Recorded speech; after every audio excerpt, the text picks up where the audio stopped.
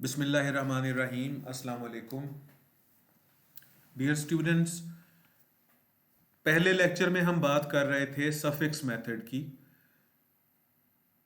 One word substitution की हम बात कर रहे थे। मेरा नाम सैयद हसनैन जिलानी है। तो मैं आपसे गुजारिश कर रहा था कि ये जो 10 आप लोगों को मैंने सफिक्सेस या वर्ड एंडिंग्स बताई हैं, ये नाउन्स को रिप्रेजेंट करेंगी। फिर उसके बाद ये जो नंबर 2 के ऊपर, इसको नंबरिंग कर देते हैं, 1 मिनट। नंबर 1। अच्छा, अब नंबर 2 के ऊपर ये जो मैंने एंडिंग्स बताई हैं, ये 11 से स्टार्ट हो गया। नंबर 2,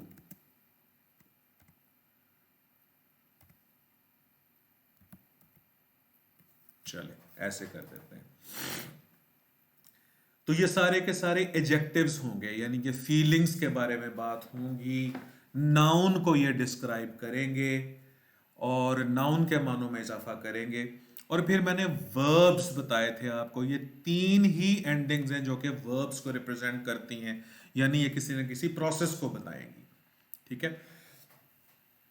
अब उसके बाद हम आते हैं आखिर में ना, इस लेक्चर के एंड में मैं आप लोगों को एमसीक्यूज भी इसके बना के दिखाऊंगा, ताकि आपको अंदाजा हो जाए कि एमसीक्यूज ये मतलब जो सफिक्स मेथड है, इस को समझते हुए हम किस तरह करेक्ट आंसर तक पहुंच सकते हैं, यानी एक टेक्निक है। फिर मैं गुजारिश कर रहा हूं आपसे दोबारा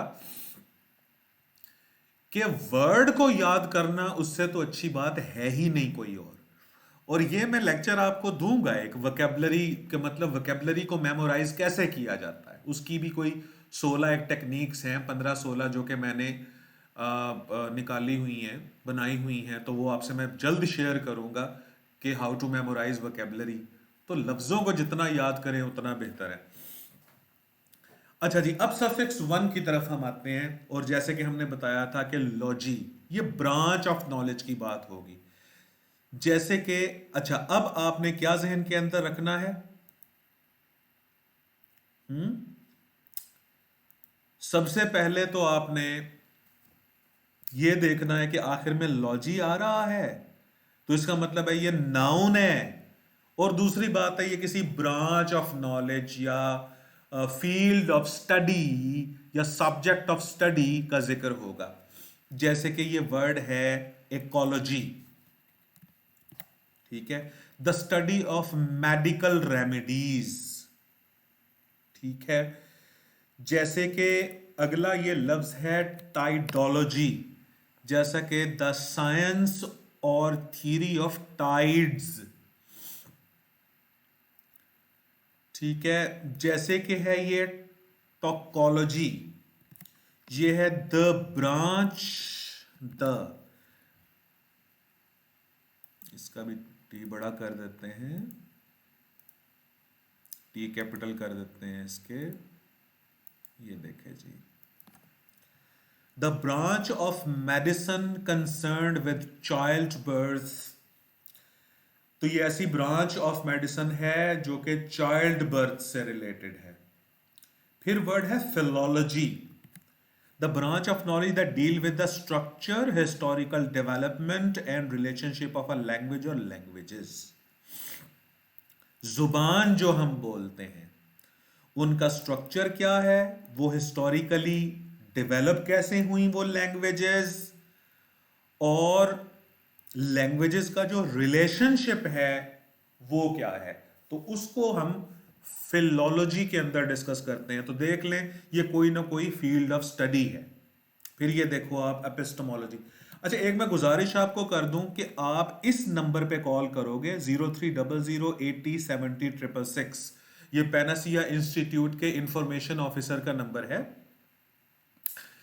तो ये आपको इसकी, ये जो लेक्चर है इसकी पीडीएफ आपको भेज देंगे ये, ताकि अब आप सुन लो और साथ में पीडीएफ भी आपके पास हो। ठीक है, बाज मुझे दोस्तों ने कहा था कि इस तरीके से पीडीएफ्स ना भेजें, तो भाई मेरा तो कॉन्सेप्ट यही है, क्या मेरा पैगाम मोहब्बत है जहां तक पहुंचे। तो दोस्तों ने कहा था कि भाई कॉपी हो जाएगा, और इस तरह भी कॉपी करते रहें, जितने ज्यादा से ज्यादा लोगों तक पहुंचेगा, भाई मेरे नाम से ना पहुंचे बेशक कोई बात नहीं, लेकिन जो ऑथेंटिक मटेरियल है और जो टेक्निक्स हैं, जितने ज्यादा लोगों तक पहुंचे उतना बेहतर है, जितने स्टूडेंट्स का भला हो उतना बेहतर है।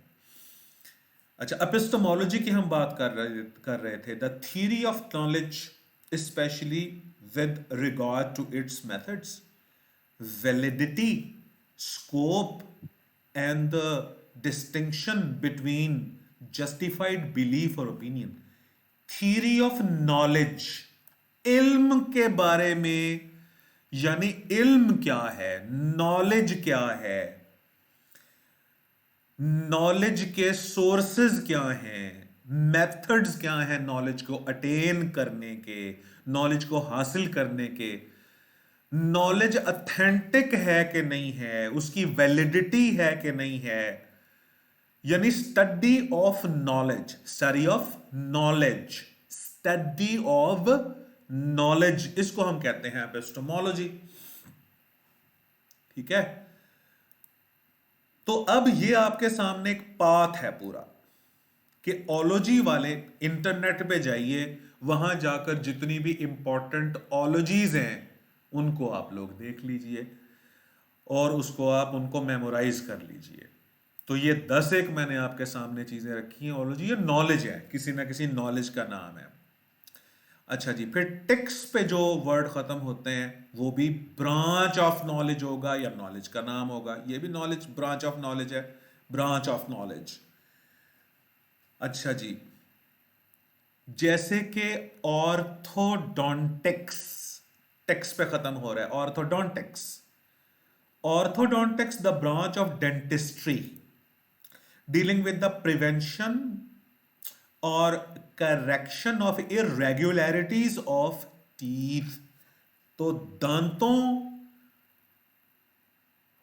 की बीमारियों से बचाओ, और दांतों के अंदर जो इरेगुलरिटीज आती हैं, जैसे कि कीड़ा लग जाना है, जैसे कि दांतों का टेढ़ा हो जाना है, जैसे कि दांत के ऊपर दांत उग आता है, जैसे कि और कई इश्यूज आते हैं, तो इन चीजों को, इन एस्पेक्ट्स को देखने के लिए जो ब्रांच ऑफ डेंटिस्ट्री इस्तेमाल होती है उसको हम कहते हैं ऑर्थोडोंटिक्स, ऑर्थोडोंटिक्स।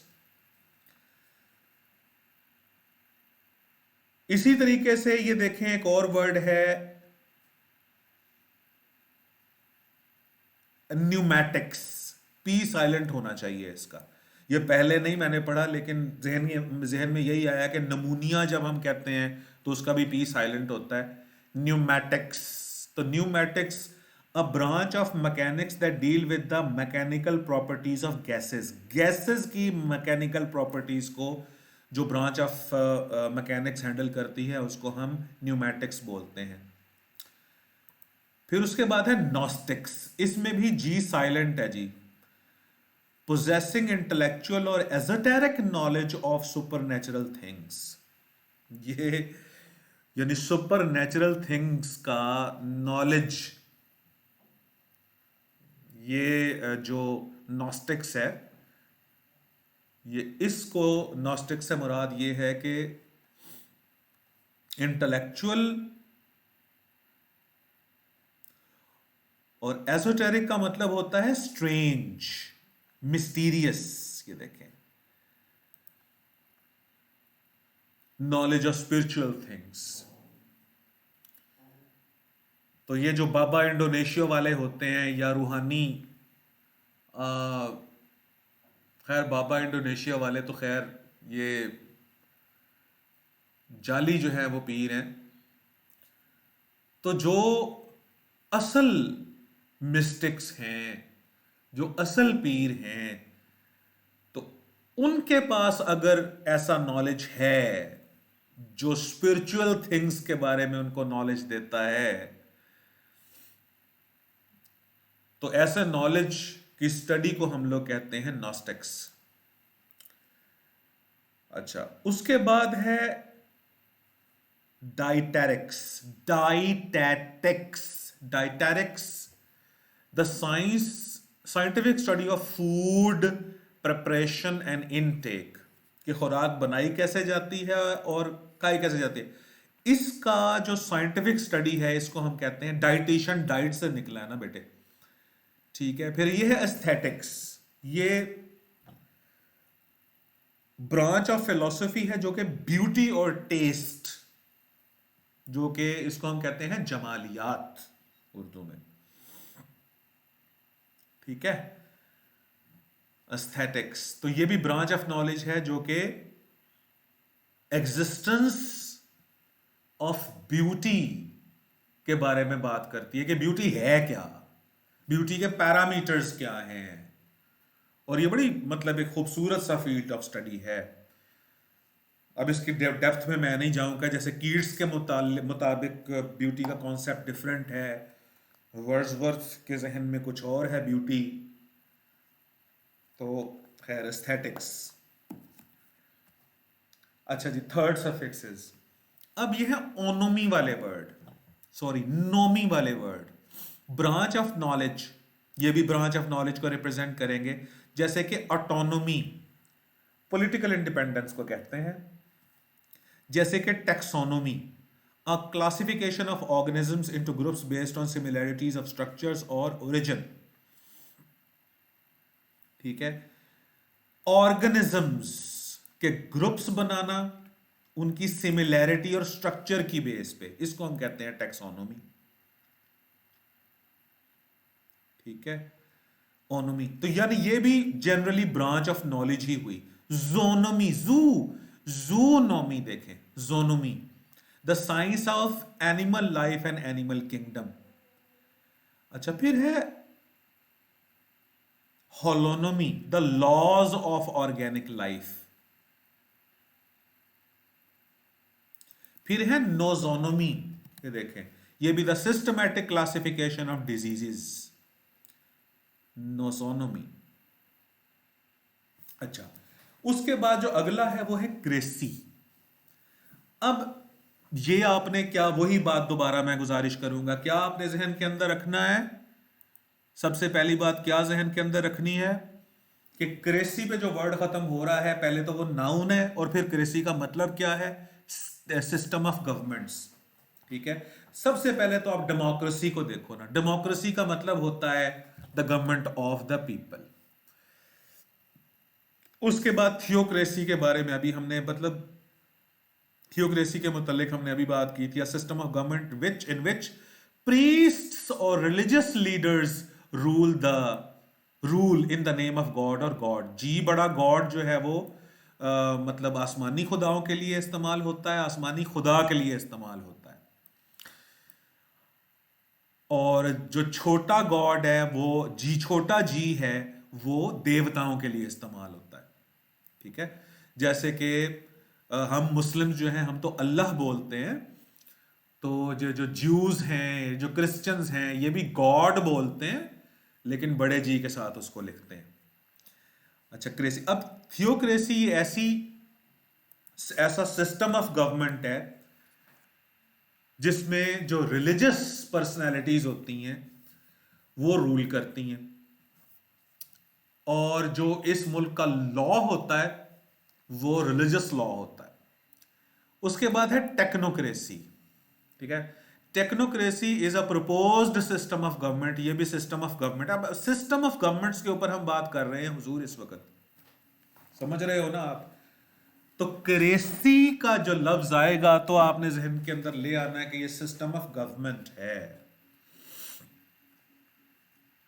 तो इसके अंदर जो डिसीजन मेकिंग पावर्स होती हैं वो किन के पास होती हैं, कि जिनके पास टेक्निकल नॉलेज हो। देखो, टेक्नोक्रेसी, तो इसमें जो गवर्नमेंट के ऑफिशियल्स होंगे वो कौन होंगे, यानी जो हेल्थ मिनिस्टर होगा उसका ताल्लुक, उसके पास डिग्री, उसकी एक्सपर्टीज हेल्थ में होनी चाहिए, वो एमबीबीएस या एफसीपीएस डॉक्टर होना चाहिए। मिसाल दे रहा हूं मैं। इसी तरह जो एजुकेशन मिनिस्टर होगा तो उसके पास एजुकेशन की एक्सपर्टीज होनी चाहिए। ठीक है। जो साइंस एंड टेक्नोलॉजी का मिनिस्टर होगा वो कोई साइंटिस्ट होना चाहिए। तो ऐसे लोगों की हुकूमत जो होती है उसको हम कहते हैं टेक्नोक्रेसी। अच्छा, अरिस्टोक्रेसी यह तबका उमरा है, अमीर लोगों की हुकूमत, अरिस्टोक्रेसी। स्लेवोक्रेसी ये स्लेव से रिलेटेड होगा, a function of slave holders और advocates of slavery in the south before the American civil war. अच्छा, ये एक कॉन्टेक्चुअल वर्ड है ये स्लेवोक्रेसी के, वो लोग जो कि स्लेव रखने के हक में थे।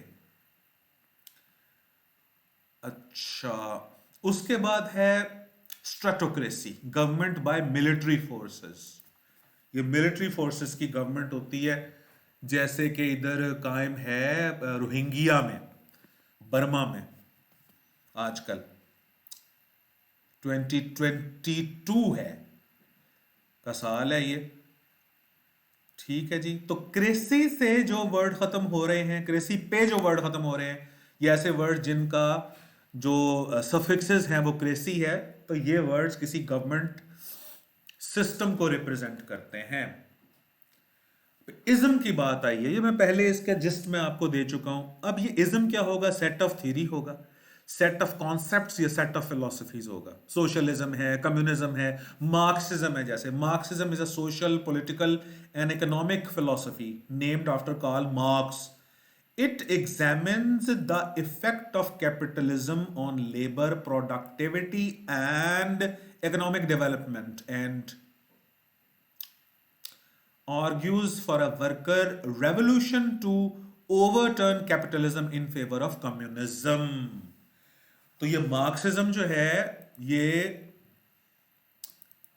सरमायादाराना निजाम का जो असर पड़ता है लेबर क्लास पे, पैदावार पे और किसी मुल्क की इकोनॉमिक डेवलपमेंट पे, उसके ऊपर आर्गुमेंट करता है।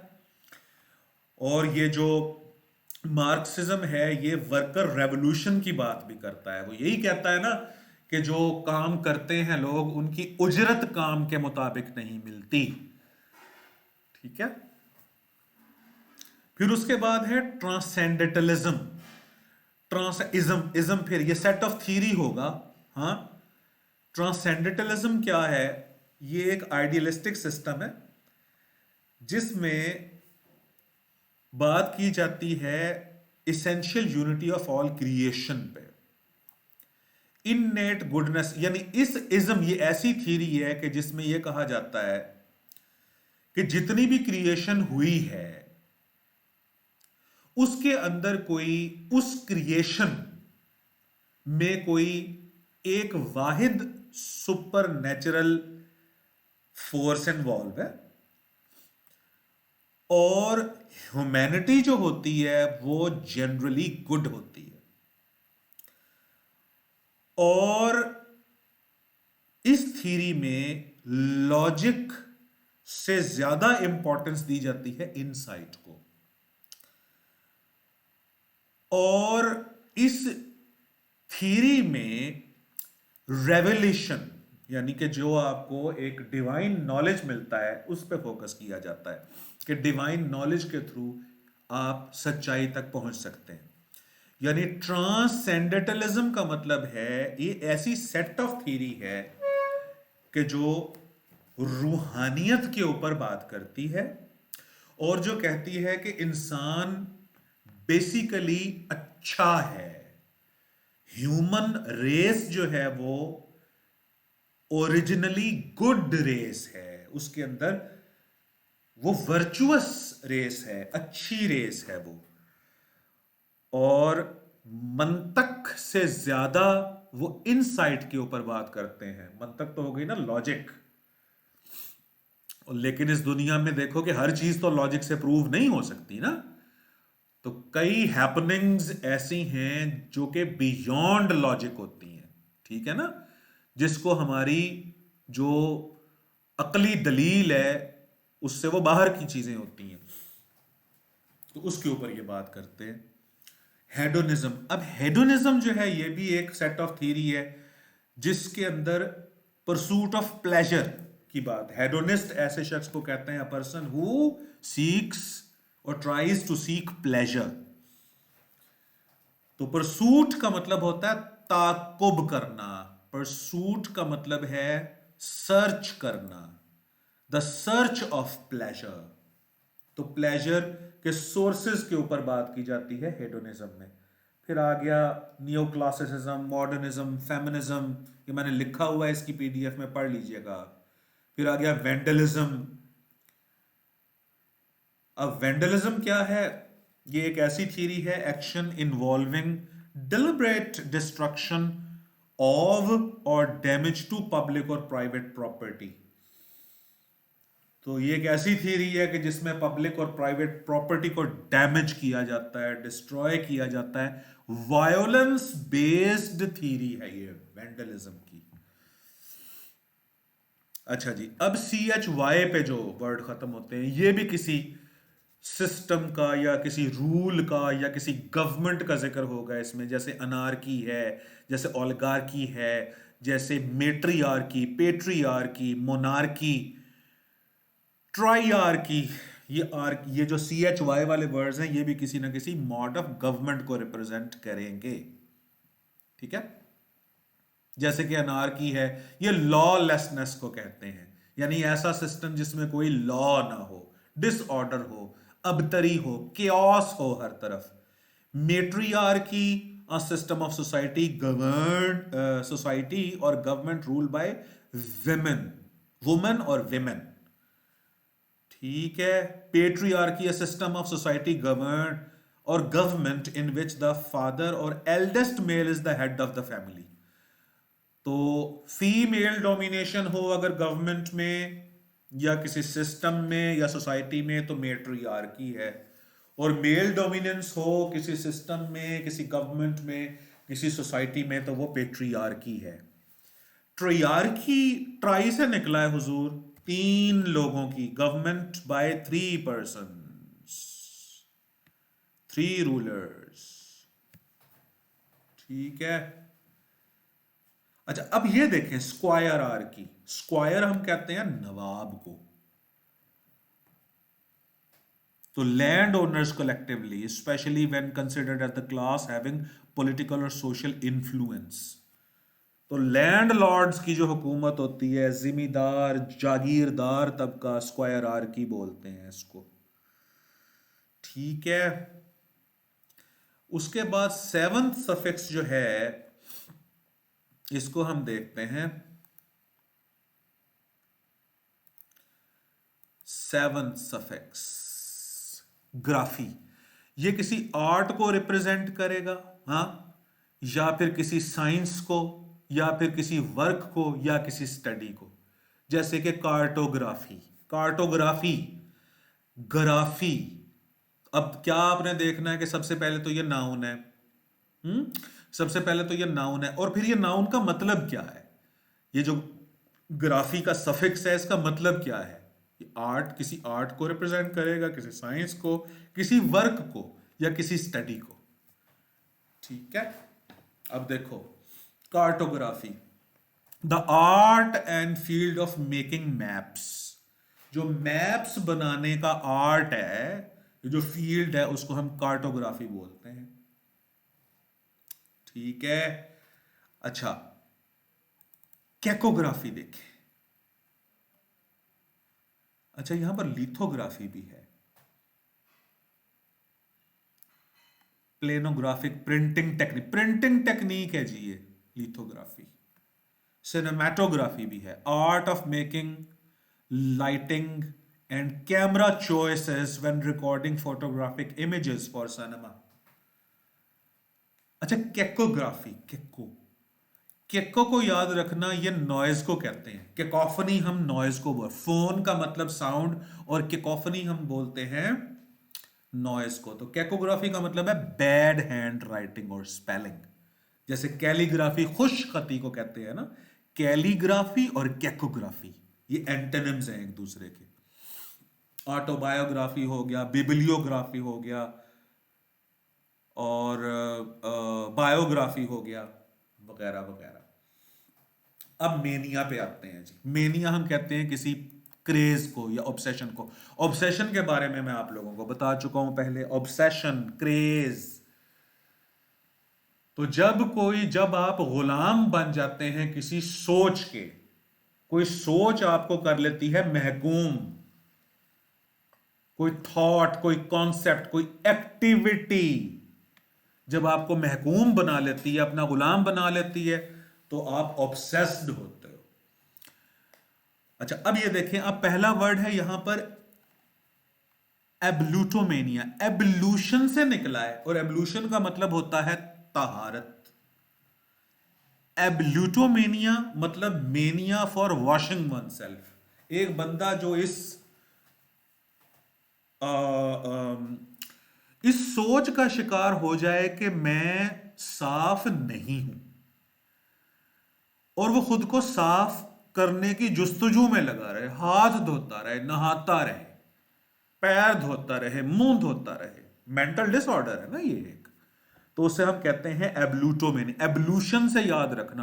अच्छा, वजू की इंग्लिश भी एब्लूशन होती है, ठीक है। खैर, वजू तो वजू है, ये एक स्पेसिफिक टर्म है हमारी नमाज की, लेकिन इंग्लिश इसकी एब्लूशन की जाती है। तो एब्लूटोमेनिया, ये देखें। Agromania, intense desire to be in open spaces. जुनून की हद तक आपको शौक हो कि आप खुली जगहों पर फिरें। उसके बाद है कोरियोमेनिया, डांसिंग मेनिया और फ्रेंजी, नाचने का जुनून, कोरियोग्राफी, कोरियोमेनिया। फिर है क्लेनोमेनिया। ये क्लाइनो होगा या क्लेनो? क्लेनोमेनिया मेरा ख्याल है क्लाइनो होगा। 1 मिनट होल्ड कीजिएगा, मैं इसे कंफर्म करूं जरा तलफ़ुज़ को।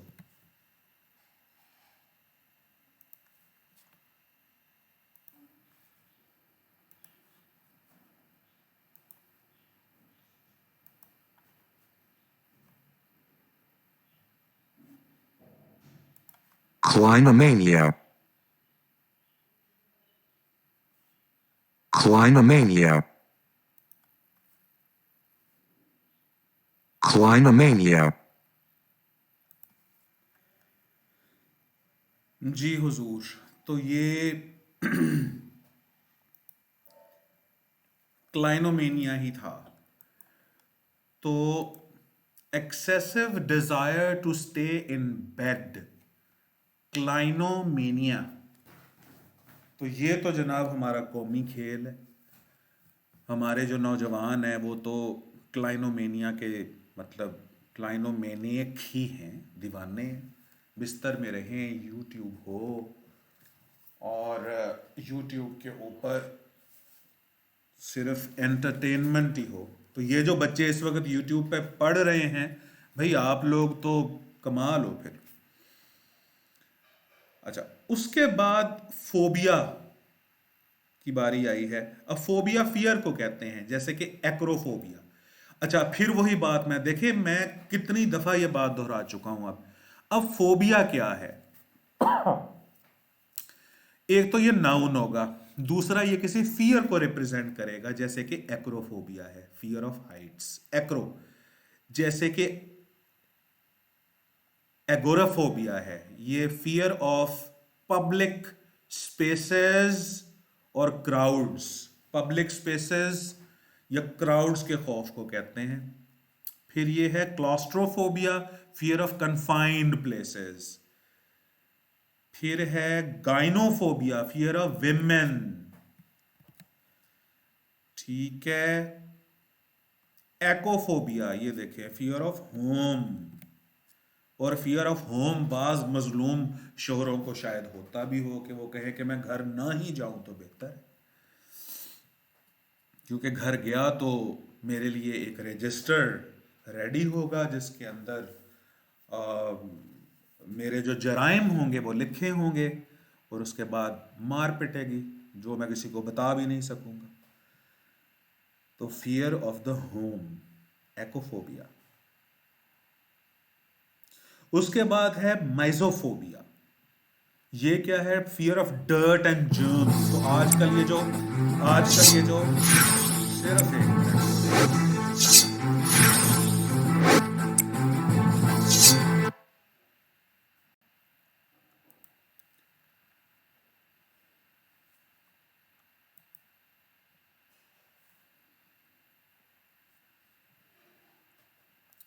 तो आजकल ये जो कोरोना का और ओमिक्रॉन वगैरह का जो एक फियर है, तो उसको हम माइजोफोबिया भी कह सकते हैं जी।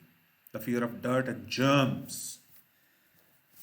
ठीक है जी। अब ये हमने बात की है लेक्चर 2 में। अब हम बात करते हैं कि इसके एमसीक्यूज किस तरह से बनेंगे और हमने किस तरीके से ये जो हमने टेक्निक्स पढ़ी हैं इसको हमने देखना है।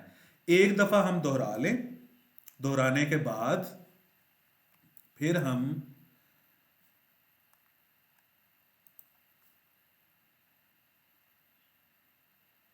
दोहराने के बाद फिर हम एमसीक्यूज बनाते हैं इसके बैठ के। ठीक है।